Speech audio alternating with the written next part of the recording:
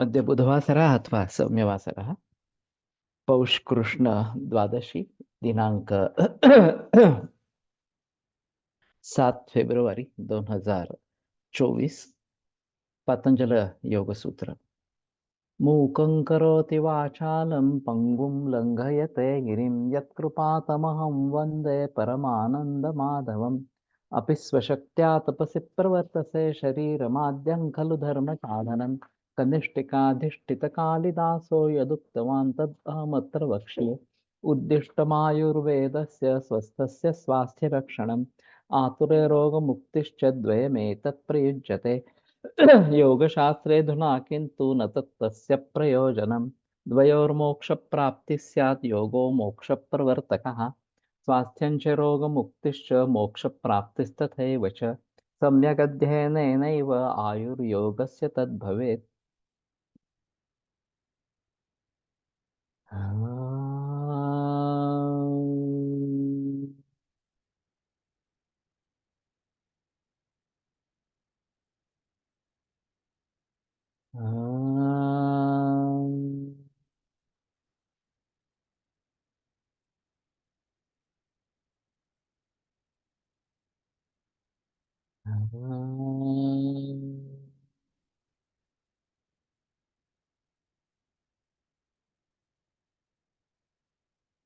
ओम शांति शांति शांति। महर्षि पतंजलि प्रणीतम योग दर्शनम प्रथमोध्याय समाधिपादः।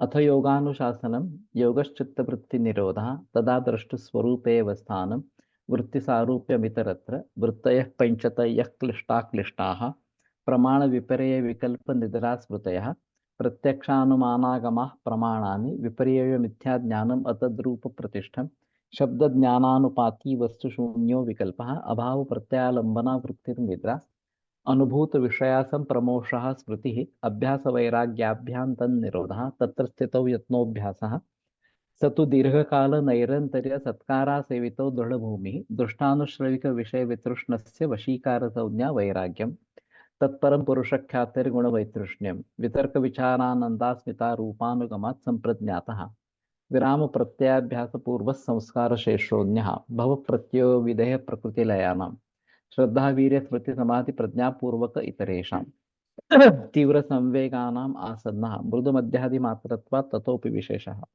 ईश्वर प्रणिधानात् वा क्लेशकर्म विपाकाशयैरपरामृष्टः पुरुष विशेष ईश्वरः तत्र निरतिशयं सार्वज्ञबीजं स पूर्वेषामपि गुरुः कालेनानवच्छेदात् तस्य वाचकः प्रणवः तज्जपस्तदर्थभावनं ततः प्रत्यक्केतनादिगमोऽप्यन्तराया भावश्च व्याधिस्त्यान संशय प्रमादालस्या विरतिभ्रान्तिदर्शनालब्धमुखत्वानवस्थितत्वानि चित्तविक्षेपास्ते अंतरायाः दुःखदौर्मनस्य अङ्गमे जयत्व श्वास प्रश्वास विक्षेप सह भुवः तत्प्रतिषेधार्थम् एकतत्वाध्यासः मैत्री करुणा मुदितोपेक्षाणां सुखदुःख पुण्यापुण्यविषयाणां भावनातश्चित्तप्रसादनं प्रच्छर्दन विधारणाभ्यां वा प्राणस्य विषयवती वा प्रवृत्तिरुत्पन्ना मनसस्थितिनिबन्धिनी विशोका वा ज्योतिष्मति वीतरागविषयं वा चित्तं स्वप्ननिद्रा ज्ञानालम्बनं वा यथाभिमतध्यानाद् वा परमाणुपरममहत्त्वान्तोऽस्य वशीकारः क्षीणवृत्तिरभिजातस्येव मणेर्ग्रहीतृग्रहणग्राह्येषु तत्स्ततदञ्जनता समापत्ति शब्दार्थज्ञानविकल्पैः सङ्कीर्णा सवितर्का समापत्ति स्मृतिपरिशुद्धौ स्वरूपशून्यैवार्थमात्रनिर्भासा निर्वितर्का एतयैव सविचारा निर्विचारा च सूक्ष्मविषया व्याख्याता सूक्ष्म विषयत्वं चालिङ्गपरिवसानं ता एव सबीजः समाधिः निर्विचारवैशारद्येऽध्यात्मप्रसादः ऋतंभरा तत्र प्रज्ञा श्रुतानुमानप्रज्ञाभ्याम् अन्यविषया विशेषार्थत्वात् तज्जः संस्कारोऽन्यसंस्कारप्रतिबन्धि तस्यापि निरोधे सर्वनिरोधात् निर्बीजः समाधिः इति पतञ्जलिविरचिते योगसूत्रे प्रथमः समाधिपादः द्वितीयोऽध्यायः साधनपादः तपस्वाध्यायेश्वरप्रणिधानानि क्रियायोगः समाधिभावनार्थः क्लेशतनुकरणार्थश्च अविद्यास्मिता रागद्वेषाभिनिवेशाः क्लेशाः अविद्याक्षेत्रमुत्तरेषां प्रसुप्ततनुविच्छिन्नोदराणाम् अनित्याशु च दुःखानात्मसु नित्यशुचि सुखात्मख्यातिरविद्या दृग्दर्शनशक्तयोरेकात्मतेवास्मिता सुखानुशयी रागः दुःखानुशयी द्वेषः स्वरसवाहिविदुषोऽपि तथा रूढो अभिनिवेशः ते प्रतिप्रसवहेयाः सूक्ष्माः ध्यानहेयास्तद्वृत्तयः क्लेशमूलः कर्माशयो दृष्टादृष्टजन्मवेदनीयः सति मूले तद्विपाको जात्यायुर्भोगाः तैर्लादपरितापफलः पुण्यापुण्यहेतुत्वात् परिणामतापसंस्कारदुःखैर्गुणवृत्तिविरोधाच्च दुःखमेव सर्वं विवेकिनः हेयं दुःखम् अनागतं द्रष्टुदृश्यः संयोगो हेयहेतुः प्रकाशक्रियास्थितिशीलं भूतेन्द्रियात्मकं भोगापवर्गार्थं दृश्यम् विशेषाविशेषलिङ्गमात्रालिङ्गानि गुणपर्वाणि द्रष्टादृश्यमात्रशुद्धोऽपि प्रत्ययानुपश्यः तदर्थ एव दृश्यस्य आत्मा कृतार्थं प्रतिनष्टमप्यनष्टं तदन्यसाधारणत्वात् स्वस्वामिशक्त्यस्वरूपोपलब्धिहेतुः संयोगः तस्य हेतुरविद्या तदभावात् संयोगाभावो हानन्तदृशः कैवल्यम् विवेकख्यातिर्विप्लवहानिपहानोपायः तस्य सप्तधा प्रान्तभूमिप्रज्ञा योगाङ्गानुष्ठानाद् अशुद्धिक्षये ज्ञानदीप्तिरा विवेकख्यातेः यम नियम आसन प्राणायाम प्रत्याहार धारणा ध्यान समाधयोष्टावंगानि अहिंसा सत्यास्तेय ब्रह्मचर्या परिग्रह यमाः जाति देश काल समयानवच्छिन्नाः प्रादुर्भौमा महाव्रतम् शौच संतोष तपस्वाध्यायेश्वर प्रणिधानानि नियमाः वितर्क बाधने प्रतिपक्ष भावनम् वितर्का हिंसादयः कृतकारितानुमोदिता लोभ क्रोध मोह पूर्वका मृदुमध्यादिमात्रा दुःखाज्ञानानन्तफला इति प्रतिपक्ष भावनम् अहिंसा प्रतिष्ठायां तत्सन्निधौ वैरत्यागः सत्यप्रतिष्ठायां क्रियाफलाश्रयत्वम् अस्तेय प्रतिष्ठायां सर्वरत्नोपस्थानं ब्रह्मचर्य प्रतिष्ठायां वीर्यलाभः अप्रिग्रह स्थैर्य जन्म कथनता संबोधः शौचात् स्वांगजुगुप्सा परैरसंसर्गः सत्वशुद्धि सौमनस्य एकाग्रेन्द्रिय जयात्मदर्शन योग्यत्वानि च संतोषाद अनुत्तम सुख लाभः कायेन्द्रिय सिद्धि शुद्धि क्षया तपसा स्वाध्यायात् इष्ट देवता संप्रयोगः समाधि सिद्धिरीश्वर प्रणिधानात् स्थिर सुखमासनम प्रयत्न शैथिल्यानंत समापत्तिभ्यां ततो द्वन्द्वानभिघातः तस्मिन् सति श्वास प्रश्वासयोर्गति विच्छेद प्राणायामः बाह्याभ्यंतरस्तंभ वृत्तिर्देशकाल संख्याभिः परिदृष्टो दीर्घसूक्ष्मः बाह्याभ्यंतर विषयाक्षेपी चतुर्थः ततः क्षीयते प्रकाशावरणं धारणासु च योग्यता मनतः स्वविषयासंप्रयोगे चित्तस्वरूपानुकार इवेन्द्रियाणां प्रत्याहारः ततः परमावश्यते इन्द्रियाणाम् इति पतंजलि विरचिते योगसूत्रे द्वितीयः साधनपादः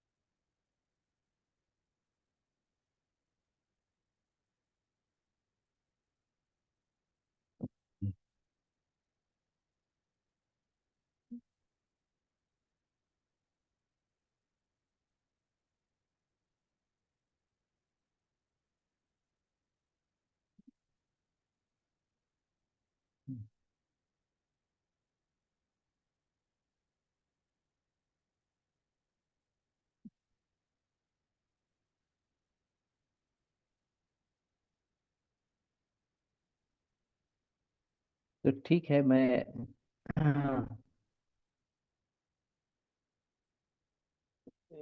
इसके बारे में बात कर रहा था कि जो प्राणायाम की संकल्पना है या श्वासोच्छ्वास की जो संकल्पना है इसको एक बार थोड़ा आगे बढ़ाने की कोशिश करते हैं। तो आधुनिक विज्ञान ने एनाटॉमी के आधार पर जो भी कुछ बातें बताई है वो सभी को मालूम है। फिर एक बार उस पर नजर डालते हैं और फिर इन सूत्रों के आधार पर मेरा जो कहना है उसके बारे में बहस करेंगे। तो वैसे आधुनिक वैद्यक में रेस्पिरेटरी सिस्टम और कार्डियोवास्कुलर सिस्टम, इनका आपस में मेल-जोल इस प्रकार का है।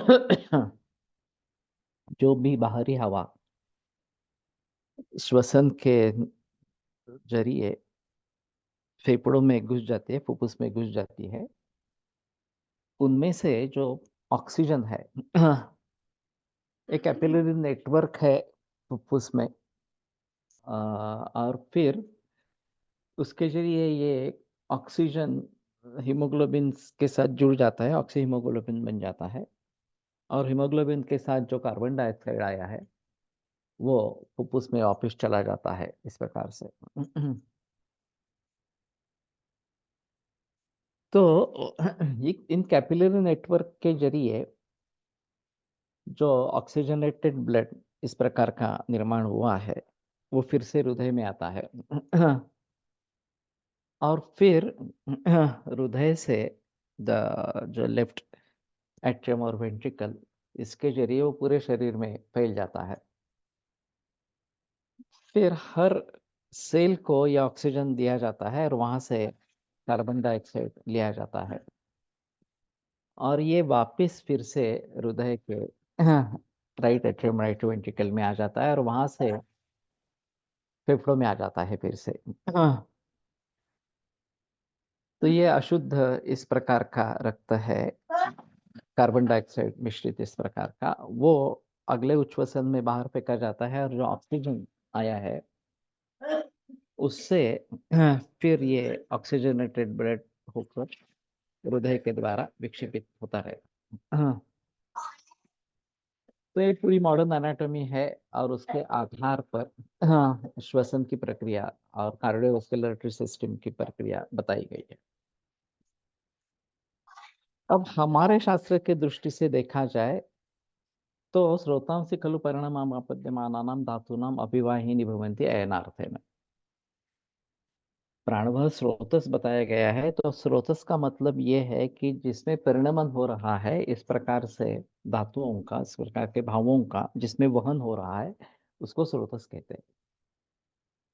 तो जो भी भाव हम अंदर लेते हैं, उसके ऊपर शरीर की प्रक्रिया होना ज़रूरी इस प्रकार का है, और फिर उसका शारीर भावों में परिवर्तन होना ये भी आवश्यक इस प्रकार का है। तो चाहे वो बाहरी वायु हो, फिर भी उसको आभ्यंतर वायु में कन्वर्ट करना है। और इसके लिए प्राणव स्रोतस ये है। तो मूलात् खाद अंतरंदेह प्रसृतं तो अभिवाह्यत् स्रोतस्ततति विज्ञेयं शिराधमनिवर्तितम्। ये सुश्रुताचार्य की अलग व्याख्या है कि मूल ख से, मूल आकाश से, अवकाश से जो पूरे शरीर में फैल गया है, और शिराधमनी वर्जित है, उसको स्रोतस इस प्रकार का कहते हैं। तो प्राणवः स्रोतस ये फेफड़ों से या फुफ्फुसों से शुरू होकर पूरे शरीर में वायु को लेकर लेते लेके जाता है इस प्रकार। और उसके लिए चाहिए कि हम अंतःकुंभक बहिःकुंभक की कल्पना को अच्छी तरीके से समझ लें, क्योंकि योग में अंतःकुंभक बहिःकुंभक ये कल्पनाएं दी गई है, जो मॉडर्न साइंस में उसको नहीं लिया गया। तो अंतःकुंभक क्या है कि अगर हम एक मटका लेते हैं मिट्टी का, और उसमें पानी भरते हैं, तो वो पानी ऊज आउट होने लगता है उसमें से। उसका स्राव होने लगता है, पानी बाहर आ जाता है, और पानी ठंडा होता है। तो ये जैसी संकल्पना है, वैसे उसी प्रकार से ये फुफ्फुस एक अ, मटका है, ऐसा अगर हम समझते हैं, और उसमें हम हवा भर ले रहे हैं। और फिर जैसे पानी वहाँ से स्राव होकर बाहर निकलता है, वैसे हवा जो है वो निकलने लगती है प्राणवायु स्रोतस के ज़रिए। और फिर उसका पचन होना आरंभ हो जाता है। तो इस पचन के दौरान उसका अभिवहन होता रहता है, और ये हर सेल तक पहुँचता है। वैसे जीवन के लिए 3 चीज़ें आवश्यक है।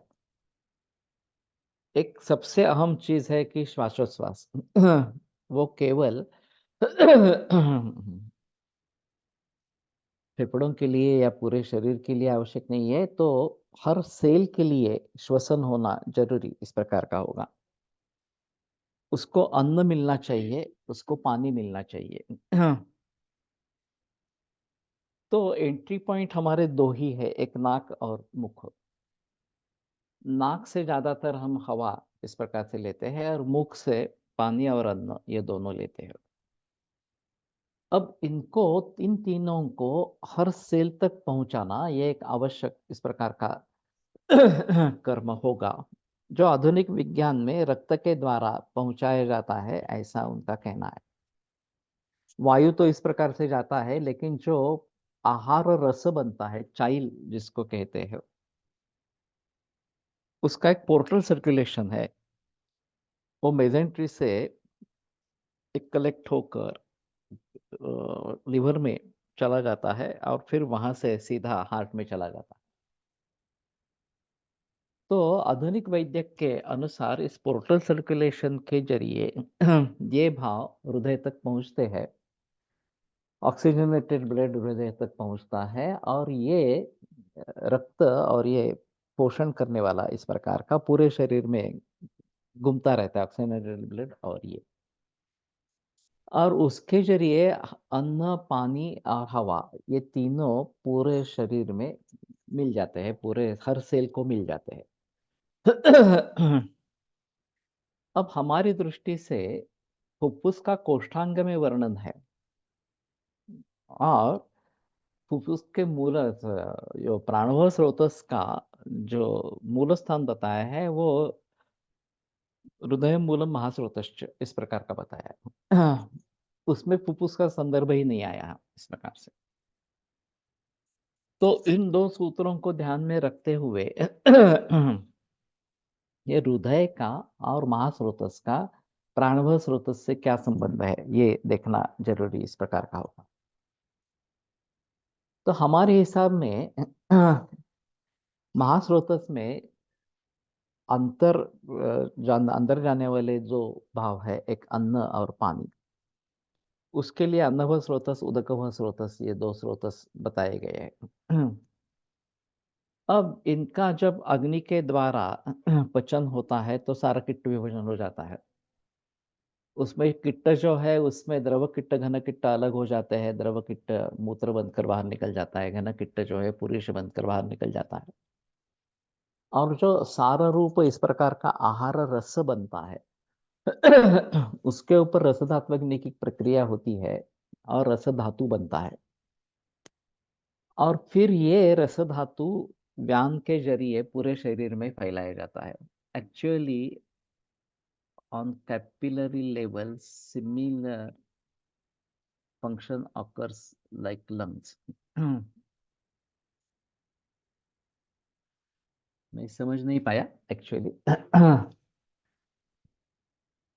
कि कैपिलरी में ये जो अल्वियोला है लंग्स के इस प्रकार से उसके ऊपर कैपिलरी का आवरण इस प्रकार का है और फिर जो हवा बाहर से आई है उसमें से ऑक्सीजन हीमोग्लोबिन द्वारा स्वीकृत किया जाता है इस प्रकार से और कार्बन डाइऑक्साइड जो हीमोग्लोबिन ने लाया है वो उस अ, फुफ्फुस में सौंप दिया जाता है इस प्रकार से।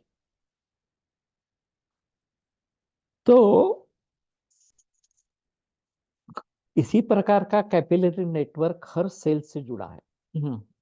और वहाँ उल्टी प्रक्रिया होती है, जो ऑक्सीजन लाया गया है वो उल्टी प्रक्रिया, वो सही वही प्रक्रिया ऐसा कहेंगे, वो सेल्स में दिया जाता है और जो कार्बन डाइऑक्साइड उस प्रक्रिया में निर्माण हो गया हो वो वापिस हीमोग्लोबिन से जोड़ा जाता है और वो रक्त वापिस हृदय की तरफ चला जाता है।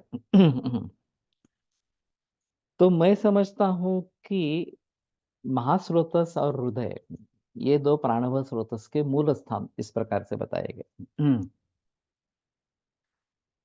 अब महास्रोतस के बारे में हम इस तरीके से सोच सकते हैं कि आहार रस बना, रस धातु बना और रस धातु फिर विक्षेपित हो गया। व्यान के द्वारा और पूरे शरीर में फैल गया। इस प्रकार से दोषाणामपि चैवं स्यात् एकदोष प्रकोपणम, ये व्यानेन रसधातुर विक्षेपोषित कर्मणा, इस सूत्र के बाद में ये सूत्र आया है। तो दोषों का भी इस प्रकार से एकदेश प्रकोप हो सकता है, तो दोष भी उसके साथ हृदय के साथ जा सकते हैं। तो ये महास्रोतस और हृदय, ये दोनों का मिलाप हमारे दृष्टि से यहाँ पे हो जाता है कि रस धातु वहां से पूरे शरीर में फैल जाता है। और फिर दोष भी उस तरीके से जाते हैं, और हृदय भी एक कोष्ठांग है, और वहां से दोष शाखा मर्मा से संधि में जाकर वापस आते हैं। फुफ्फुस भी इस प्रकार का एक कोष्ठांग है, जहां से दोष कोष्ठांग से पूरे शाखा को मर्मा से संधि में जाते हैं और वापस आते हैं। और वहां पे जो धृतत्वान मारुतस्य च, ये कोष्ठ से शाखा मर्मा से संधि में जाने के लिए, या मध्यम रोग मार्ग और आभ्यंतर बहिर्रोग मार्ग, इसमें जाना है। और वायोश्च निग्रहात, वायु के निग्रह से वो फिर से कोष्ठ में आने लगते हैं, इस प्रकार से।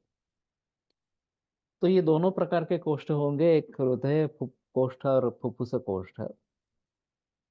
जो दोष इस प्रकार से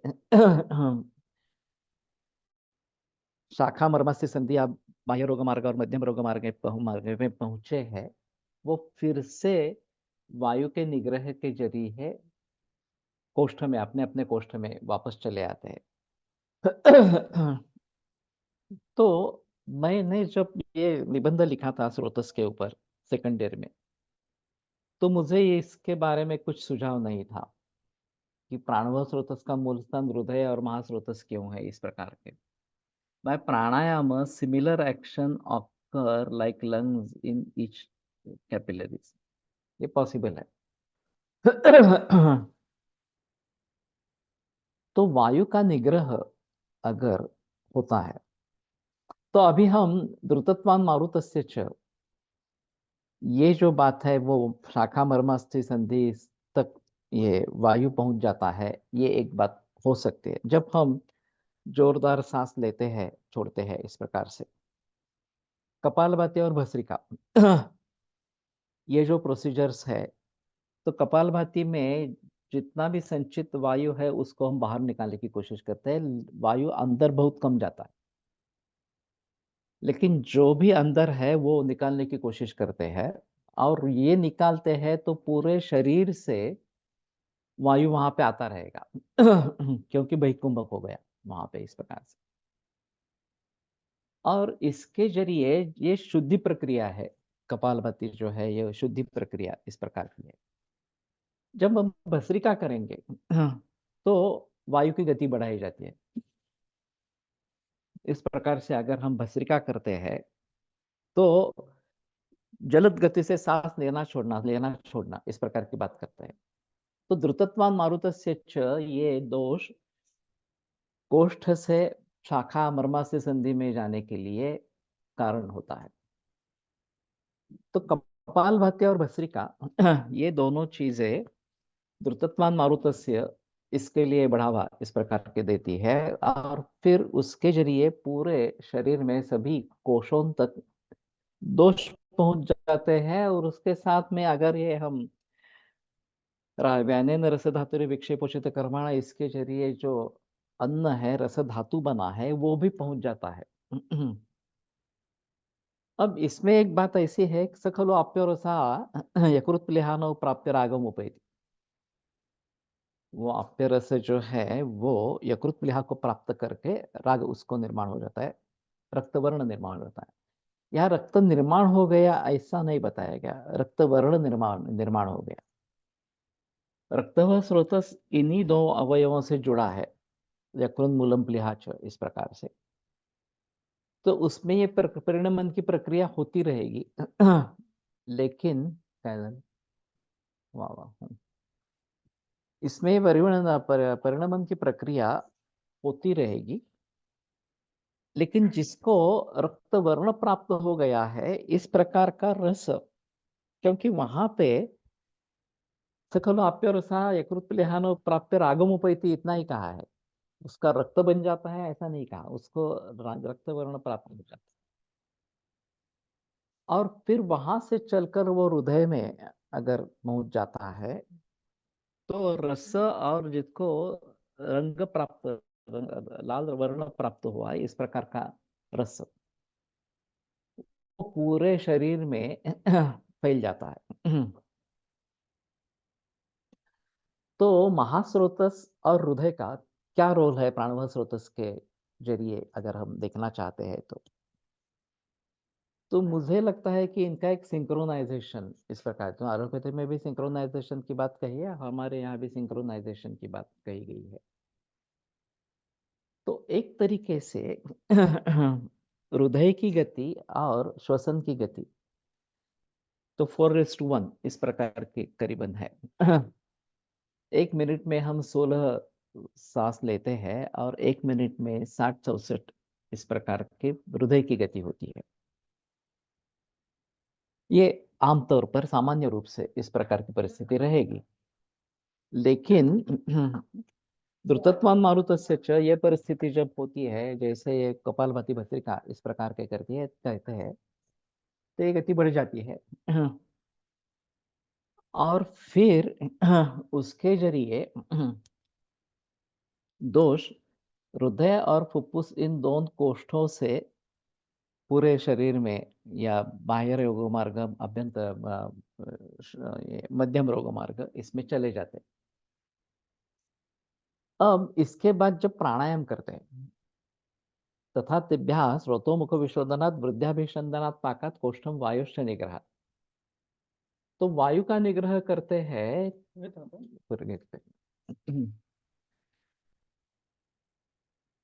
तो दोष फिर से कोष्ठ में आना आरंभ हो जाते हैं। अब ये वायु का निग्रह दो तरीके का है, एक अंतकुंभक एक बहिकुंभक। शुरू में बहिकुंभक की प्रैक्टिस करनी है ताकि धीमे गति से ही सही,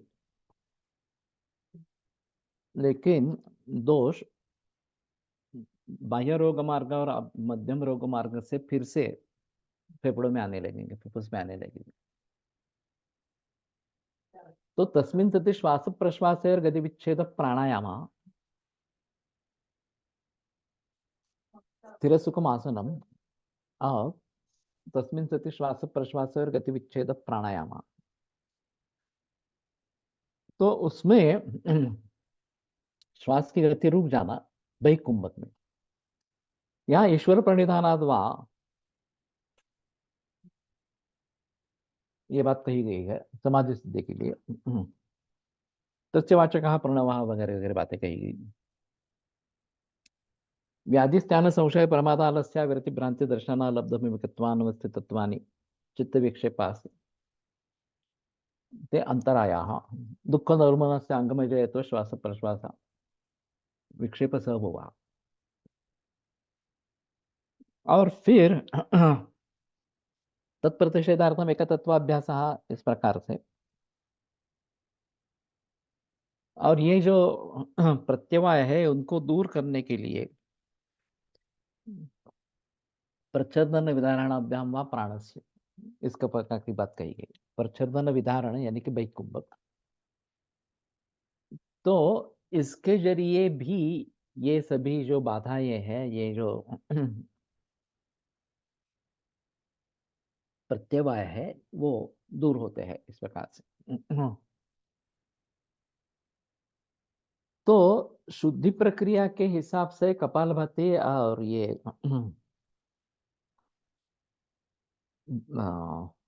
भस्त्रिका इस प्रकार के किए, द्रुतत्वान् मारुतस्य को हासिल किया। दोष हृदय और फुफ्फुस इन दो कोष्ठों में से पूरे शरीर में फैल गए। और फिर आगे सच्चा प्राणायाम जो बहिकुंभक के जरिए करना आरंभ किया, तो उससे वायुश्च निग्रह इसके जरिए दोष फिर से फुफ्फुस और हृदय के कोष्ठ में, इन कोष्ठों में आने लगेंगे। और फिर फुफ्फुस के जरिए बाहर निकाले जाएंगे।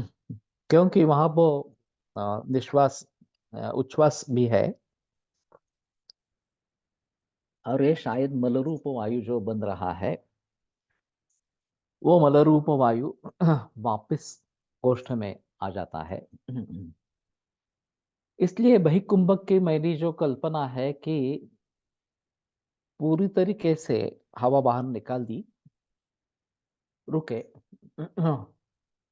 फिर से पूरे शरीर से मलिन वायु कोष्ठ में आ जाएगा, फुफ्फुस कोष्ठ में आ जाएगा इस प्रकार से। उसको फिर से एक बार कपालभाति धातु जैसी प्रक्रिया करके बाहर निकलने की कोशिश करे। ये शायद एक दो बार ही हो सकता है, उसके ज्यादा नहीं हो रहा इस प्रकार से।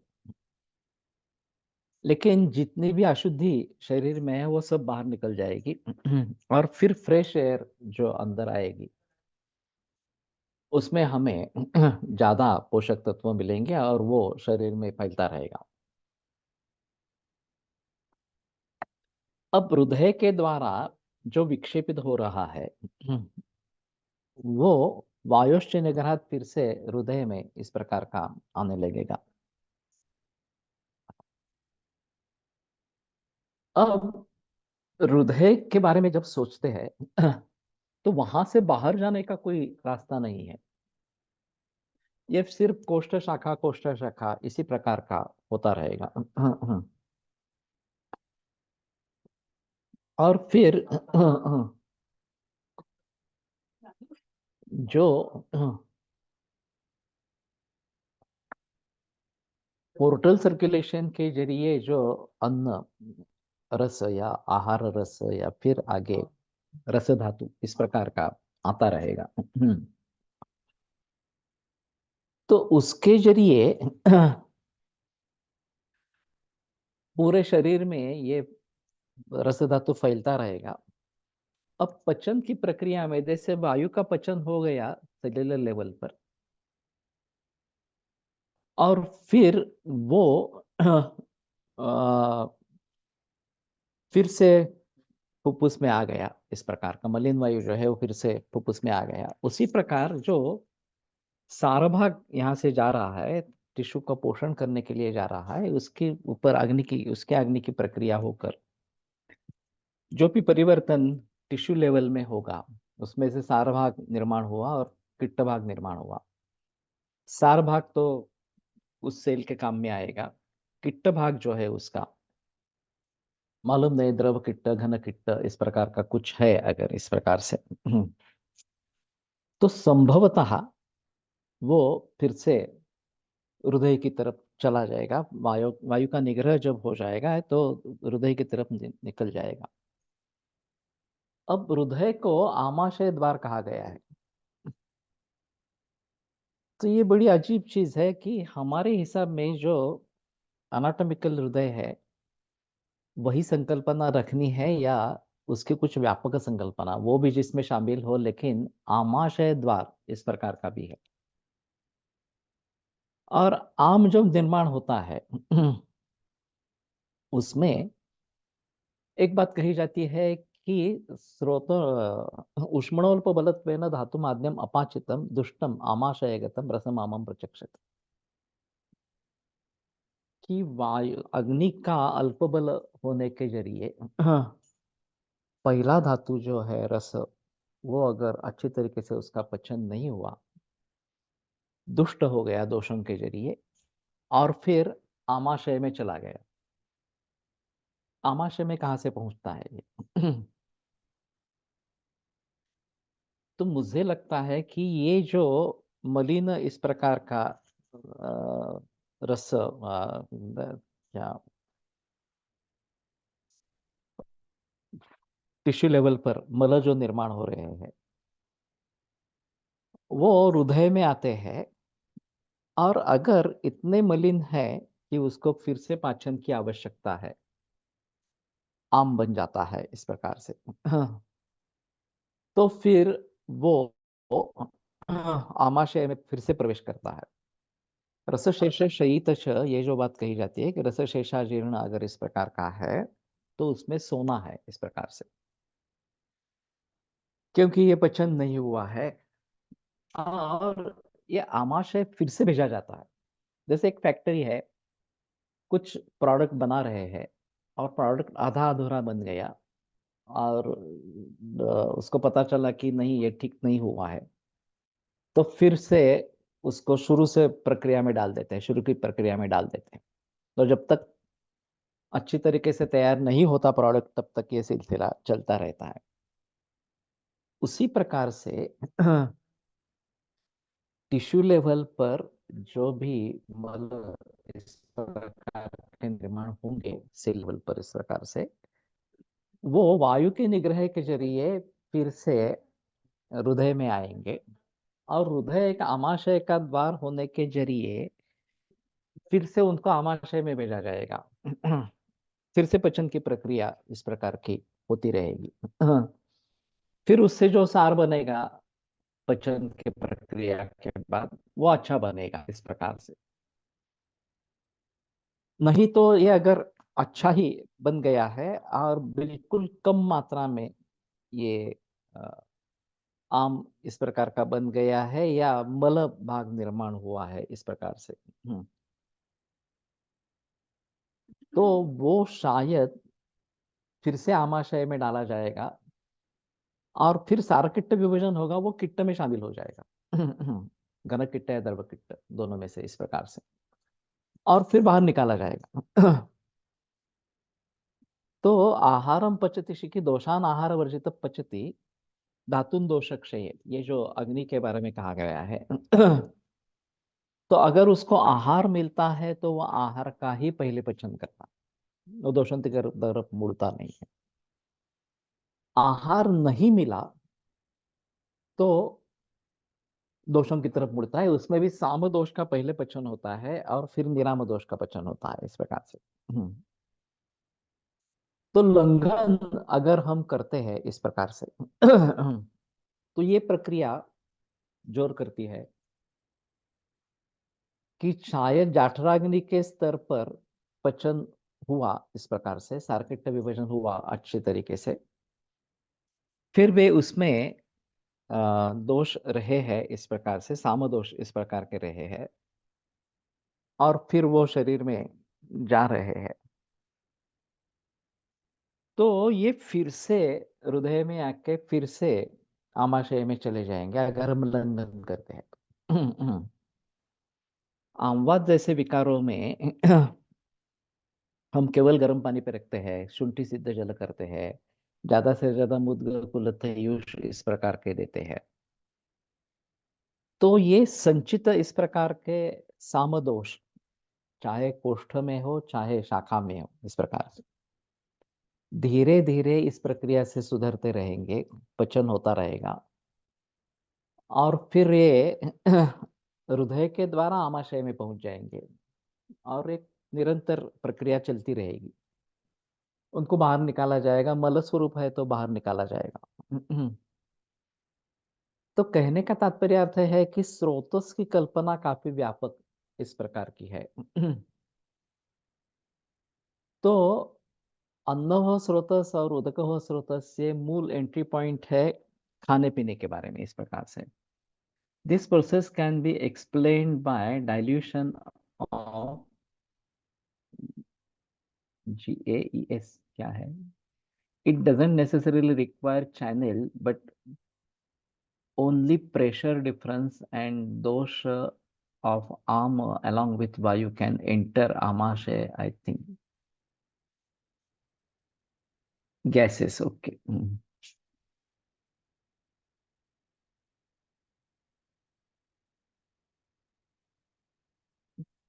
तो मैं सभी जो बोल रहा हूँ सूत्रों के आधार पर बोल रहा हूँ, आयुर्वेद ग्रंथों से जो सूत्र है और पतंजलि के जो सूत्र है, या फिर कुछ हद तक हठयोग योग प्रतिपिका वगैरह वगैरह इस प्रकार से। हृदय का दूसरा भी एक संबंध है, चले वाते चलम चित्तम निश्चले निश्चलम भवे, कि वायु अगर चल है तो चित्त भी चल है, और वायु निश्चल हो जाएगा, दैट्स वाताशय।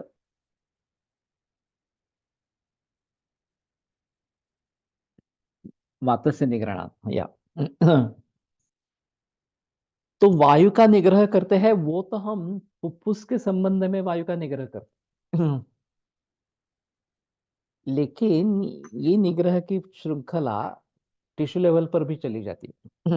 वहां भी इस प्रकार का वायु का निग्रह होने लगता है, और फिर वहां से कोष्ठ से फिर शाखा मर्मास्थि संधि की तरफ या इन स्रोतों में ये जाने लगता है फिर से।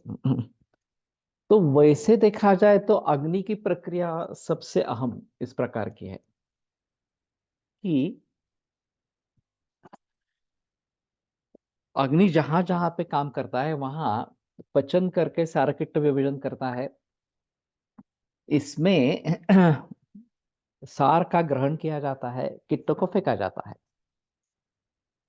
अब जैसे इन्होंने धातुओं के बारे में कफ पित्तम मलाखेशु प्रस्वेदो नखरो मच ये बात कही कि ये धातुओं के मल है इस प्रकार से। तो धात्वग्नि के स्तर पर जब पचन होता रहता है तो ये नख केश वगैरह इस प्रकार के भी मल निर्माण होते रहते हैं। या कफ पित्त भी उसमें निर्माण होते हैं, इस प्रकार की बात कही गई, रसमल कफ और पित्त मल, रक्तमल पित्त इस प्रकार से।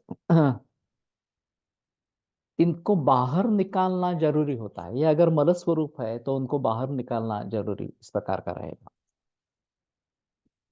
और बाहर निकालने का तरीका उनको महास्रोतस में लाना पड़ेगा। अब महास्रोतस में वापिस कैसे आएंगे? तो हम दूसरे तरीके से हृदय और महास्रोतस इनका ताल्लुक समझ सकते हैं।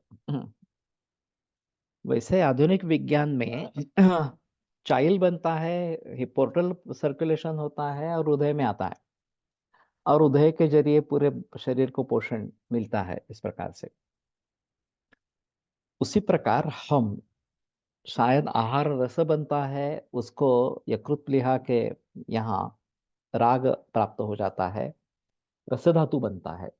अ, और फिर वो रस हृदय के द्वारा विक्षेपित इस प्रकार का होता रहता है, तो इसके जरिए पोषण पूरे शरीर का होता रहता है। अब इसी के साथ अंतःकुंभक के जरिए वायु जो है वो भी पहुंच जाता है। अब मेरे ख्याल में ये दो प्रक्रियाएं अलग अलग इस प्रकार की है, लेकिन इनका सिंक्रोनाइजेशन, फुफ्फुस का जो रोल है वो केवल एक कोष्ठांग के जरिए है, और अंतःकोष्ठ इस प्रकार के जो बात कही गई है, रुदुंडुक फुफ्फुसश्च कोष्ठ इत्यादि दिए थे, तो उसके जरिए कोष्ठ से बाह्य रोग मार्ग और मध्यम रोग मार्ग इसमें दोष चले जाते हैं, और फिर वापस वही फुफ्फुस में आ जाते हैं इस प्रकार से। और वहां जो मलरूप वायु बन गया वो फेफड़ों के द्वारा बाहर निकाला गया। अब जो आहार रस या रस धातु टिश्यू रेस्पिरेशन में काम में आ रहा है हृदय के जरिए इस प्रकार, उसमें सेल लेवल पर जो आदान प्रदान इस प्रकार का होगा, या फिर सारकट्य विभाजन होगा, सार का ग्रहण किया जाएगा, और किट्ट जो है वो फिर से हृदय की तरफ चला जाएगा। अब ये किट्ट है, उसको तो बाहर फेंक देना है, ये आमाशय में प्रवेश करके फिर सारकिट्ट विभाजन में अग्नि द्वारा किया जाने वाला जो सारकिट्ट विभाजन है उसमें किट्ट के जरिए बाहर निकाला जाएगा। और सार है अगर, तो फिर से इसमें अगर समझ सकते हैं कि थोड़ा सार भी आ रहा है, सार नहीं आएगा वैसे, वो टिश्यू लेवल पर ही रहेगा सार जो है उसका। तो फिर से ये प्रक्रिया चलती रहेगी, और जब दीर्घकालीन इस प्रकार का अग्निमांद्य है, आम निर्माण हुआ है, स्रोतोरोध वगैरह है इस प्रकार से,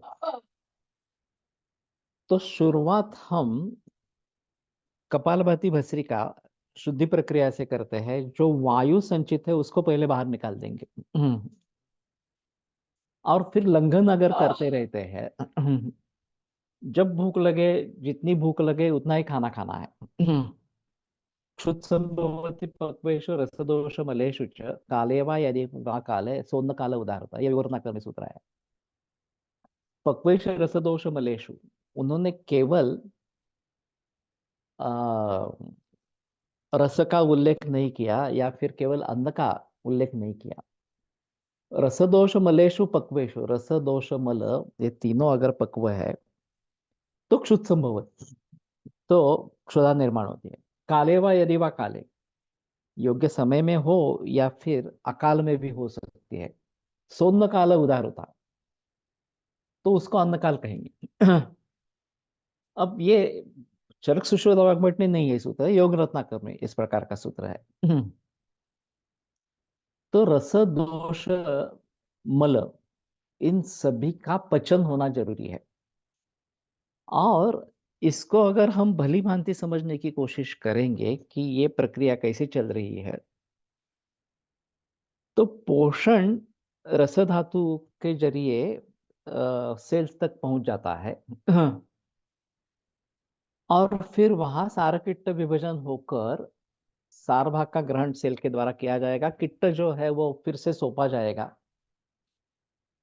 और वो फिर से हृदय में आ जाएगा।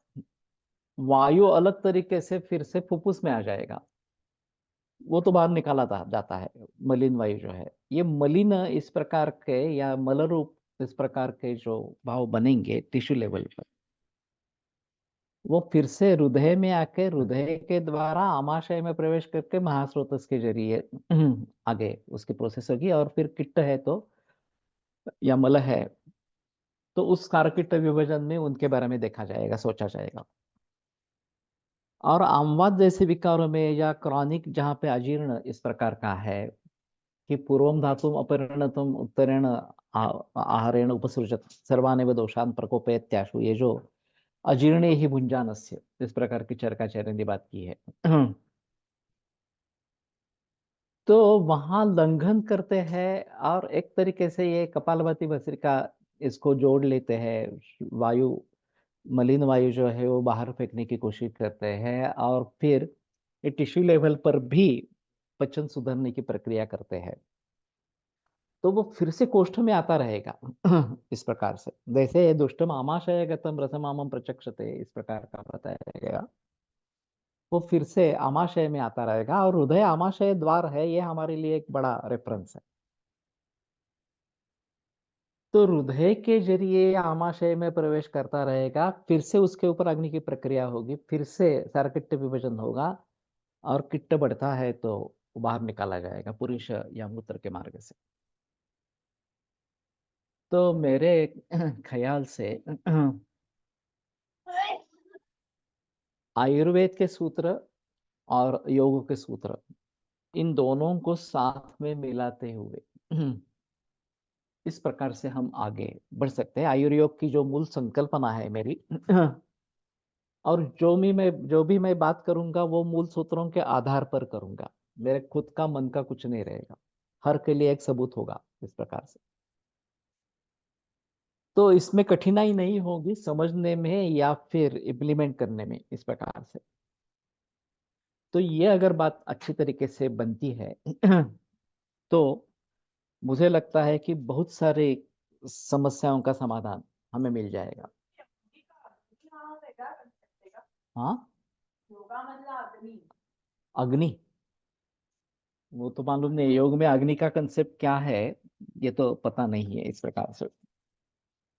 जब ये शुद्धि प्रक्रिया कहते हैं, अग्निसार जैसी क्रिया करते हैं वगैरह वगैरह, तो इनके जरिए शायद योग में अग्नि के बारे में सुझाव इस प्रकार का होगा। वैसे देखा जाए तो योगियों को खाना बहुत कम लगता है। कि बहुत कम खाना खा के भी उनका बल बहुत अच्छा इस प्रकार प्रकार का रहता है। तो शायद सार भाग ज्यादा निर्माण होता होगा और मल उतना निर्माण होता ही नहीं है, तो इस प्रकार से ये बात हो सकती है। लेकिन फिर भी नख केश ये बढ़ते रहते हैं, इसमें संदेह की बात नहीं है। जो सादतेति हिमशिखरे जो किताब है, उसमें गुरु अपने शिष्यों को कहते हैं कि समाधि में जाओ, समाधि स्थित हो जाओ। और वो फिर तीर्थ यात्रा के लिए चले जाते हैं और एक बरस के बाद वापस आते हैं, तो फिर भी अभी समाधि अवस्था में है। पूरे शरीर पर बाल बढ़ गए हैं, नख बढ़ गए हैं इस प्रकार से। तो शायद सार्वजनिक के स्तर पर मल निर्माण हो रहा हो ऐसा नहीं है, लेकिन अस्थि धातु के यहाँ मल निर्माण हो रहा है इस प्रकार से। तो ये थोड़ा अजीब है, लेकिन ये बहुत रेयर उदाहरण इस प्रकार का है। आमतौर पर हम क्या कर सकते हैं इसके बारे में सोचना जरूरी इस प्रकार का होगा। तो जैसे जैसे मैं पढ़ता जा रहा हूँ, जैसे जैसे उसके बारे में सोचता रहा जा रहा हूँ, तो बातें और स्पष्ट होने लगी है। और जो सभी बिखरे हुए इस प्रकार के संदर्भ है, उनको सभी को इकट्ठा करना और उनका सही ढंग से अर्थ कर पाना, उसको प्रैक्टिकली अप्लाई करना, ये बात रहेगी इस प्रकार से। तो मुझे लगता है कि रिवोल्यूशनरी होगा। और योग को आयुर्वेद की दृष्टि से नहीं देखा गया है, योग को मॉडर्न की दृष्टि से देखा गया है, क्योंकि आयुर्वेद के लोगों ने उसका कुछ अध्ययन किया ही नहीं। अब मुझे जब ऐसा लगा कि नहीं, हमें योग सीखना ही है और मूल ग्रंथों से सीखना है इस प्रकार से, तो काफी नई बातें सामने आने लगी। और फिर मैंने आयुर्योग के बारे में सोचा, नई संहिता जो लिखनी है वो आयुर्योग संहिता ही लिखनी है इस प्रकार से मैंने सोचा। तो ठीक है, इसी सिलसिले को फिर भी अगले बुधवार को मैं आगे बढ़ाऊंगा, क्योंकि ये बहुत ही महत्वपूर्ण है। और जितना हम इसको भली भांति समझने की कोशिश करेंगे, आपके जो भी सवाल है वो जरूर पूछिए, मैं उसके ऊपर विचार करूंगा, क्योंकि ये जितना पक्का हो जाएगा वो अच्छा इस प्रकार का रहेगा। तो अभी रुकते हैं। कल, आज मैं कोकण में जा रहा हूँ और कल चाहता हूँ कि लेक्चर नहीं ले। तो शुक्रवार को तो अमावस्या है, तो शनिवार को हम फिर से मिलेंगे। रसते रक्त कन्वर्जन प्लीहामध्ये कंप्लीट होते हैं, असे आहे का? ऐसा इनका कहना था। फणसळकर का उत्पत्ति स्थान और विनियोग स्थान इस प्रकार के बताते थे। अभी आरबीसी का डिस्ट्रक्शन प्लीहा में होता है ऐसा एलोपैथी मानती है, और उसमें से हीमोग्लोबिन को अलग किया जाता है और वो सिंथेसिस के लिए फिर से लीवर में भेजा जाता है, वहां आरबीसी का निर्माण होता है ऐसा एलोपैथी मानती है। लेकिन फिर भी अभी से खलो अप्यरसः यकृत प्लीहानो प्राप्य रागम उपैति, ये रागम उपैति का मतलब क्या है, ये एक थोड़ा सा अलग देखना पड़ेगा। केवल उसको रक्त वर्ण प्राप्त होता है या सच ही में उसका रक्त में परिवर्तन हो जाता है? तो ये बात ध्यान में रखनी थोड़ी सी जरूर है। मैं इसके बारे में थोड़ी और बहस करूंगा कि किस प्रकार से हम उसको रक्त कहेंगे या रंजित रस कहेंगे। ये एक मेरे ख्याल में भी अभी सवाल है इस प्रकार का। ओम धन्वन्तरये नमः। ओम धन्वन्तरये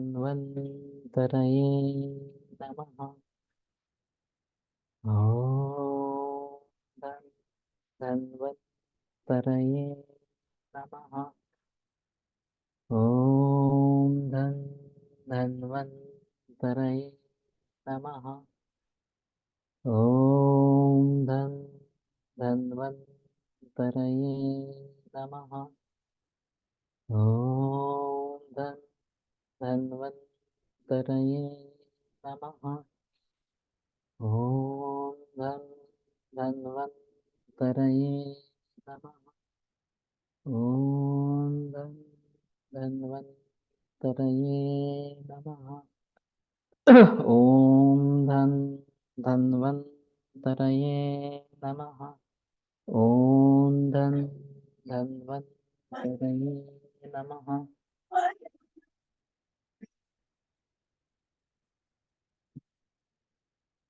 प्रहलाद घयानी एक योगी बाबा एग्जाम्पल है, जो बिना खाए रह सक रह सके।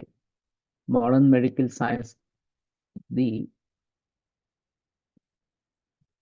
फेल उसके सिस्टम के बारे में सोचने पर। अग्नि, धात्वग्नि मांद्य होता है तो धातु वृद्धि होती है, और धात्वग्नि की वृद्धि होती है तो धातु क्षय होता है। यह निश्चित सूत्र संदर्भ है, पर मल का वृद्धि क्षय के बारे में निश्चित निर्देश सूत्र नहीं मिलते।